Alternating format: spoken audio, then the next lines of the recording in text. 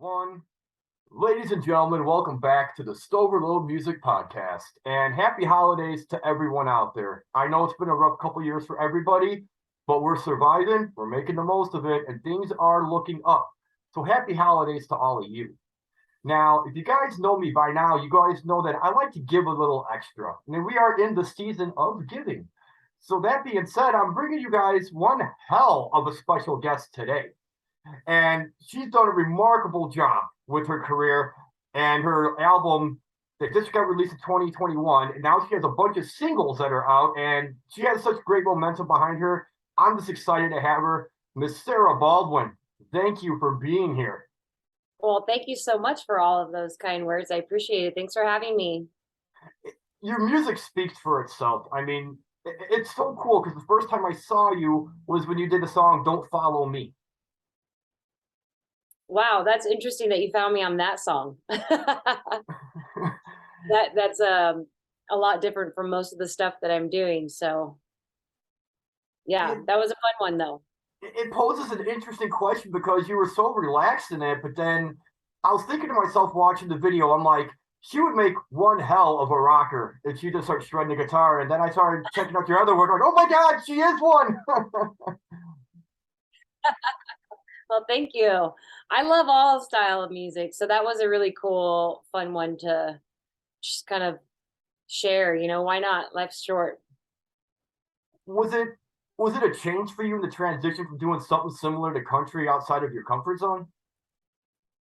Um, it definitely was like, I listen to a lot of backroad country. I live in the country in the mountains and I'm outdoors and fishing and shooting all the time. So I just kind of like adapt to the environment, I guess. And but I listen to everything. And so when I decided I wanted to put this kind of song out is when I moved back to the mountains and I played the fair in the town, and I was just feeling it. That energy was just like flowing through me. Like, you know what? Let's do it. Let's show another side of Sara Baldwin and what I'm capable of. And I just want to like, establish myself as a songwriter as well as an artist. So, kind of breaking out the box and not playing by the rules, I guess you could say, and just kind of just going back to having fun with it and like putting out music with your friends and hiring a good team and being able to shoot a video and have something to look at like, wow, look, I did this. Because I have some followers that I lost from it, but I have some followers that I gained from it. And so you can't make everybody happy. So I'm just going to do what feels right at the moment and just why people are deciding, if they like it. I'm just going to create more. So That is awesome, and there's not too many artists that can actually do both genres and be successful at it. And it's amazing how you've done that. well, thank you. Yeah, I'm going back to the heavy stuff though. Right now, I'm currently in the studio, so um, it's gonna be turned up some. I've noticed, which I'm glad you brought up because that brings me to my next thing. Congratulations with that single on Animal with having Kat Scarlett and Nita Strauss with you. I mean, that was mega. Yeah, thank you so much. Those girls, we've been in each other's lives for a long time. We used to be in an all-girl metal band, and so to get together with them was just a big dream come true. And I'm just honored to, share the mic, share the studio session with them, and the experience of where we are now and where we met and kind of the journey we're on together, just kind of being able to come in together again. It was just awesome. I admire both those girls so much with what they've done in their personal lives and in their careers. So it was my honor to collaborate with them. Give it time, you're gonna be on their level too, and you're getting there rather quickly. Well, thank you. Now I'm curious, when it came to Don't Follow Me and the heavier stuff that you're doing now, where did your love for music begin? Did it start in country or did it start in rock and metal? It definitely, going back to like junior high days, I was really discovering like the alternative scene and the first early Tool record, and but I also was listening to like In Vogue and like weird like Dr. Dre and that scene of music that was really good in the 90s. The 90s was a good time for a lot of different styles of music. But actually country wasn't one of them for me. That's when like more pop country came out. And I like older country like Waylon Jennings and just really like gritty kind of country. Okay. So rock was definitely the first influence though when I started actually playing and writing music. Um rock was in my blood, just waiting to just boil and come out to the world. You can tell. You can really tell. Thank you. So how long was it then after you started playing when you met up with Kat and Nita and started that all girl metal band? Oh, well, we were all in separate bands at the time. And I just wanted to be in an all-girl band so bad. That's all I ever wanted since I was a teenager. And then I just like found one on Craigslist, and it was like a punk pop rock kind of band, and they needed a bass player, and I never even really played the bass. So I was like, oh, I'll do it because I was wanting to be in a band so bad with girls that were like doing it. So I just joined this band. And then one of my friends that used to work at Coffin Case saw me perform live, and he was like, hey man, I know this girl, she's a shredder, and like you should meet up with her. And I was Nita he was talking about. So we met up, and I ended up playing bass in the band because thank God I had that practice with the other band. Um, and then that's how that evolved. And that was before she was with Alice Cooper. Yeah, yeah, I saw her in Hired Gun and how quickly she jumped on that opportunity, and it's amazing seeing her up there. It's like she belongs there. Oh, she is the hardest working person, musician, artist that I know. So I guess maybe it's safe to say then that she was one of your not just an inspiration, but also somewhat of a teacher a little bit when it came to songwriting and playing a guitar and shredding on your own. You know what I brought to the table is that I was like the only member that didn't have any music lessons, and I didn't know any chords. I still don't know chords or any tech stuff. And I guess the styles, her and Kat were just in sync, and um, really technical players, and just knew where to go naturally. And I was more like a sit home and I write songs kind of person. Um, so as far as like writing, and it did give me an opportunity to actually watch the songs that I wrote at home come to life with another singer singing them, and just kind of see it, grow into an actual production rather than just like an idea at home. Pretty cool though when it does come to life, huh? It's so cool. That feeling is just, you can't get that feeling anywhere else. Well, no, it's your own dream coming to life. It's a lot of satisfaction in that. Yeah, it's like this wasn't here on this earth until right this moment. Right. So it's cool. I get impressed every time I listen to more and more of your music. I'm a big music buff. I love the stories and the talent behind it. And you have this unique capability of being able to take both of those and create something magical with it at the same time. Which brings me to the song I'm Broken. I'd like to know the story behind that. Well, it was a riff that I kind of had a long time ago, the guitar riff, and it was only like the verse, kind of an idea. It didn't even have a chorus yet, and I kind of was messing around with it, like, oh, this would be fun to bring back to life. And I just moved back to the mountains, um, and I've been on this journey of recovery, and like, and the dark place that I came from several years ago, probably 6, 7 years ago.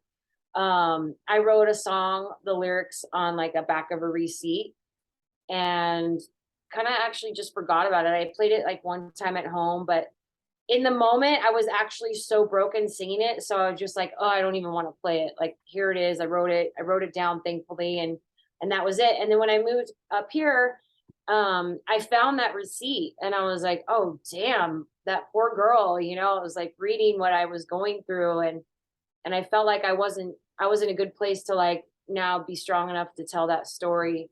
So it kind of just happened. And then it was one of those moments where like I didn't even have to think about it. The lyrics went exactly with that riff. And then from that, I just wrote the guitar chorus part with the melody, and it just came out like voila, magic. And songs like that are truly amazing because you never know who else might be in that spot and how that song might help them. Yeah. And at the time I was really broken, and it's weird singing songs like that because you're like talking to yourself now. Like I'm not looking in the mirror going, I'm broken. But I go into like channeling where I was and how I feel now to like just like look at that person that was going through so much, which was myself, going, wow, good job. You got away from that situation. Yeah, it's not easy overcoming, but once you get there, there's a lot of reward behind it. Yeah. And I'm just really thankful that I have an outlet to be able to heal from those events in my life. And it's amazing too, because music always seems to be, and always, I think always will be that positive outlet that a lot of people should really look into. It's one of the safest ways to get through some of your hardest times.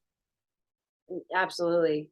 And like when people tell me their favorite song of mine and they tell me that it's Trigger, it really like I'm like, wow, I'm sorry that you connect with that song so much because it's about suicide and it's about feeling so low that you would actually consider it. And so like a lot of people resonate with that song, and a lot of people like Broken too. A lot of people ask me what happened? Why are you so broken? But it was just like, you know, doubt, self-doubt, and trying to like shed the old person but grow, and just all these things that you kind of like you almost detox from who you used to be. And Right. it's hard to accept sometimes. It's hard to like give yourself credit that you can be a better version of yourself and not to feel guilty for it, and like really like go on full on and rise above all that trouble that you've been through, whether it was self-sabotage or somebody else did it or whatever it is. Yeah.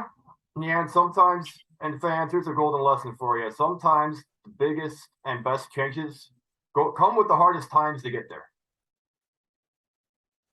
Yeah, absolutely. Anytime now I'm at a point in my life where like if something's bad is happening, I'm like, okay, I'm just going to get through this because I know for sure on the other side there's going to be something great. And this is just a moment that I'm in right now. And yeah, I could feel sad and I can reach out to a friend to talk to them, but ultimately this will pass. We'll get through this, and God always has something planned for you on the other side of that. Absolutely. Absolutely. And it's so cool you have such an interacting fan base with how they resonate and connect with you. Do you get a lot of feedback from your songs besides Trigger and Broken, like other songs too that people resonate with? I do. I got some really good ones when I first put out Who Do You Think You Are? Because it came out like right in COVID. So for me, I wrote it about a relationship, but now when I listen to it, I can also like it hits me differently because some people just rub me the wrong way, and I'm like, who do you think you are? Like, what are you doing? So, a lot of people resonated with it at the moment because people were telling them, stay at home. Um, this is when you could go out. You have to wear the mask. You have to do this. You can't do this. You can't go hiking in the mountains. You can't be on the beach. You can't be outside getting fresh air. So like a lot of people are like, man, who the F do they think they are? Right. So that I do. I get a lot of messages specifically about people in recovery or trying to take the first step to get to recovery. Because a lot of people have been following me since day one, which was me getting sober. And then from that moment on, all of this has happened because of that. It's like a ripple effect of like, I gave up that one thing and I have everything now.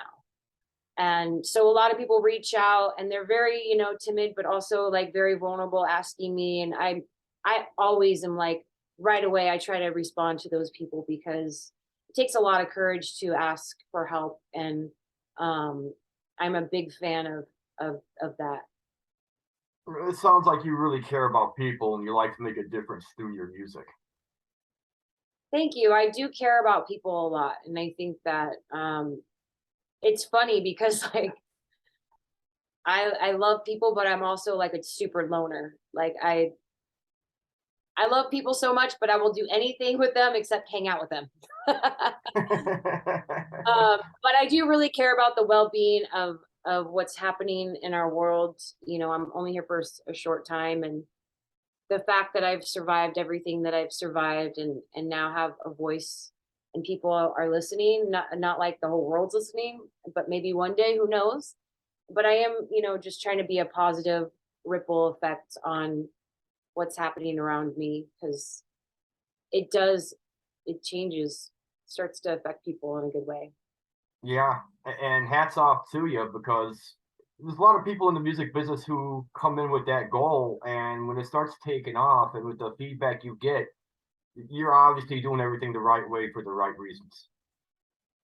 It's hard. I appreciate that. It's challenging at times. You have this world of like, um, you got to do these things to get on Spotify. You got to have all these things, and you have to pay all this money for marketing, and you have to like, after you spend so much money on a record, you have to dump this amount of money into PR, and like you pay to be on Spotify, and then what do they give you? 0.003 cents Yeah, for your music. And it's just like, I want to put my energy towards what's best for me, whether or not like um what happens afterwards. right, right. And that's been the main focus. Um and it's rough because that money you pay for PR, I'm just looking at that money like I'd rather go in the studio and make more music. Yeah, yeah. And while we're on the topic of it, thank you again for letting us be a support to you and play your music on our Week 32 show. It was Oh, truly an honor there, and there's a lot of cool feedback coming your way regarding it. I really appreciate that. And I've had a lot of new followers since the show. And it's awesome. Like I always dreamed of having my stuff on the radio, and that was before all this. And now we have such a way to touch more people. And man, play it. Keep playing it. Hey, you gave me the green light, so anytime something new comes out, I'll be plugging it. Believe me. Oh, thank you. You have some good taste. I listened to that show, and there were some really awesome bands on there. So we artists appreciate the effort that you put into playing the songs, man. There's something healing about good music. There's something that takes your worries away. There's something there that just puts you in a better place. And that's why I do what I do. And I'm not kissing up, but the honor is being able, for me at least, to say thank you to artists like you for providing us with music like that. Ah, shucks. Just getting all choked up now. Well, I'm excited. I've got a new track coming out, probably February or early March. It's going to be the heaviest song that I've done yet, and I'm really excited. I have a few really amazing musicians on this song, and I can't say who, and I can't say what they're playing, but just know that's going to be, I'm going in with like heaviness up. Nice. Yeah. Are you gonna take it up a notch, bring back the smoking guitar like Ace Frehley had it from Kiss? No. It's gonna be more like the first Deftones record meets like Pantera. Whoa. Yeah. Well, fans, you know what to look forward to. Go follow her, tweet, whatever. Follow her. Be ready for it. Well, we're at a point in the show right now. We do a little something special. It's called The Floor is Yours. And this is time we give to you if there's a special message you Cut out. technical difficulties. We gotta love them. Yeah. Sorry, repeat that. Repeat that. We're at a point in the show right now. We're doing something called The Floor is Yours. And this is a time where if you have a special message or something you want to tell somebody, new or current, what would you like to tell them? Well, a few names come to my mind. Number one, with my music, I really would not be able to be doing what I'm doing right now without my producer, Michael Dangerous De La Torre. And I've known him for a long time. He's Long Beach based. He's an amazing musician. Has several music projects, and I known him for a long time. And then when we connected, um, it wasn't at first planned that he was going to be playing guitar, having his hands so much more than I expected in the music. And it ended up turning into this. And I would not be where I'm at releasing what I'm releasing at the quality and the speed and just the professionalism and the musicianship without him. I would not even take my tracks the way I record, the flow that we have.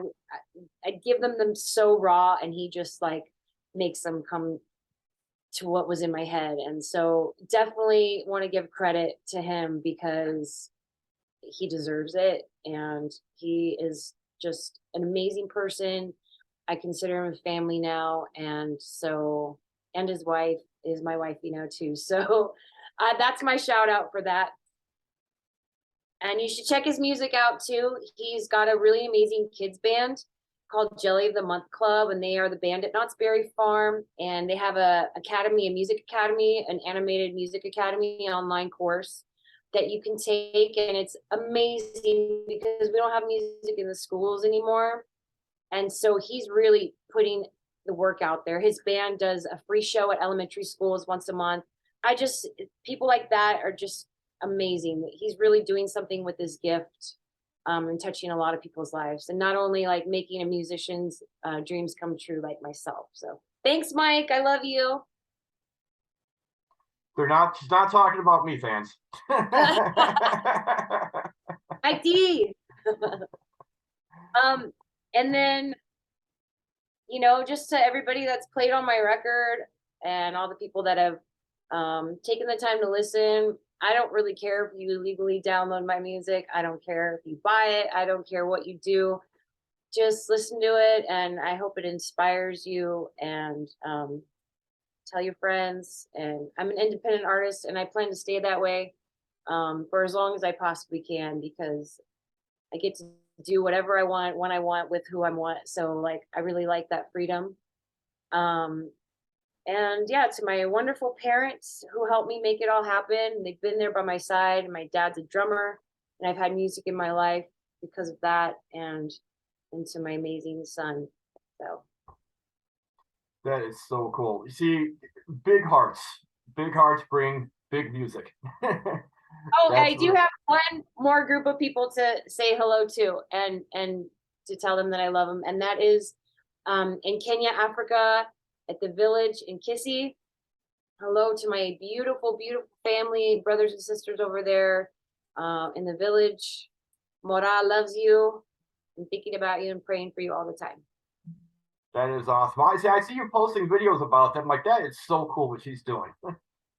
It's so awesome. Thank you. I'm having the best time to do this with my dad. It's just been so rewarding, and spending time over there with those people and getting a perspective on just how lucky we are here and how blessed we are here, and to reprogram our brains of being blessed, seeing those people in complete joy over there with nothing. It just was really refreshing, and also sad. I think I was more sad for the people here in America, how spoiled they are, than the people over there. It was weird. It was, yeah, but yeah, the giant culture shift. It is. We just finished our second water well there, so now we have 2 wells there. That is cool. That is super cool. Hats off to you. You're one hell of a humanitarian. Oh, thank you so much. Well, if fans want to find you, for all the new listeners and everybody checking you out for the first time today, how can they find you? How can they follow you and support you? You could go to my website to get all the links. It's www.sarabaldwin.com. It's SARA. There's no H in there. SaraBaldwinMusic.com. And you can find me on Instagram at Sara Baldwin Music. and Facebook, Sara Baldwin. And I don't have a TikTok. I don't have Snapchat. I don't have Twitter. But I have a Twitter's YouTube page. You can subscribe to that, and I've got a lot of music videos on there, and some stuff that maybe you wouldn't find on my website. Well, that is very cool, and we wish you nothing but the best. And you got our support as much as we can. I mean, I'm massively hooked, so I'm gonna be Oh man, enjoying my life. My wife is not a rocker, but I am. So it's like when I'm playing your music or other rock music, she's off in the other room. She can't do it. well, I'm sure there's something out there for her that I've written. What kind of music does she like? She's more into like Adele and New Kids on the Block and the old school stuff. That's kind Oh of my her gosh, thing. that was my first concert, New Kids on the Block. Oh, you two would hit it off great then. New Kids on the Block at Tiffany. Yeah, yeah, you two would get along pretty well. But we're not gonna get on that topic. I hear enough Well, of it on a daily. when my new song is ready, I'll send it to you, and I'd love for you to have it on your show. And I'd I be really can't wait to share the news of who the guest musicians are on this one. I would be privileged and honored to do that. Well, fans, this is all the time we got for today, and like I always say, all good things must come to an end. But Sara, thanks again for taking some time out to be a part of the show. It means a lot to us. It means a lot to the fans out there and listeners and the new people who want to get to know you more.